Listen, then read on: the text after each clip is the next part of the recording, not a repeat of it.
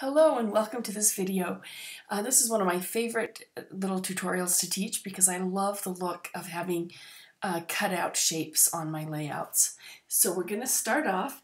I've got a pattern paper here open, and this is going to be the layer that we see underneath our cutout.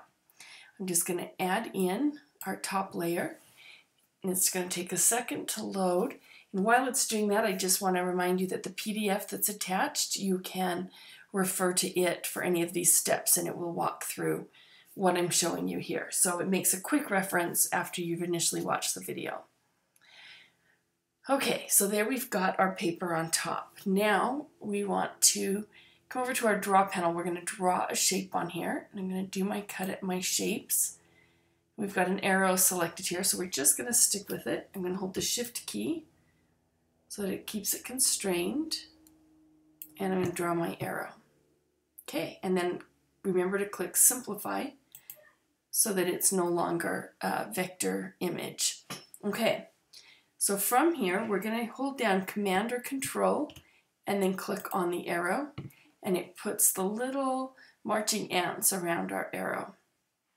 And then we're going to activate this paper layer here and click Delete. And as you can see, it has cut out. We don't see it on here yet, but we can see it on our layer palette. It has cut out the arrow. Now, if we drag our arrow to the trash bin,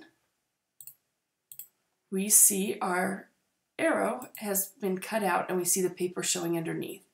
So now we just come over to Effects and we go to Drop Shadows.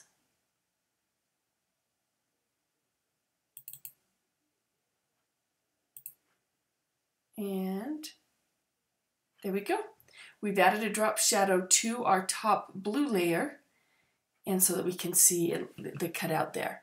Now this is a great way, and you can use this with shapes, with text, with lots of different, whatever you can think of to use for this. But the one problem is we're not able to move it. So if you decide, oh, you know, I really want that arrow down in this corner rather than here, you're kind of stuck. So I'm going to show you how we get around that. So I'm going to teach you a different way to do this. So I'm going to drag this to the trash can and go back to our photo bin. And this time, to get the same look, we're going to activate our dark blue. And we're going to kind of create an illusion for the eye here, where we really won't have a layer underneath, but it will look like it. So we're going to drag the, we're going to draw the shape first. There we go, and we're going to simplify it. Always remember to do that. And then we're going to come back to our photo bin and we're going to drag the patterned paper on top. And a quick way to we want to clip that paper because in essence the arrow is working as a mask, so we're going to clip that paper to that mask.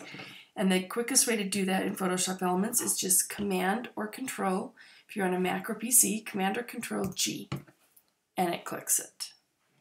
Okay, and now I'm going to merge these two layers. Or you can link them. It's kind of your own preference. It does make it harder to change things once you've merged it, but it will work. It'll still work. Anyway, okay, now instead of adding a drop shadow, because if we added a drop shadow, it would just look like the arrow was sitting on top.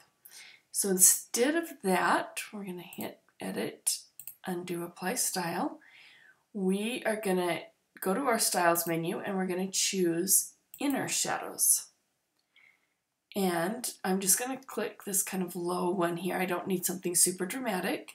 Double click it and it puts the shadow on the inside. So even though it's able to move around, it looks like it's underneath the blue paper.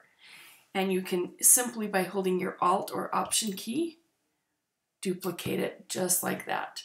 So super, super easy. I love the second technique the best because it's so fast and so versatile and can be used in so many different ways. Thank you for joining me.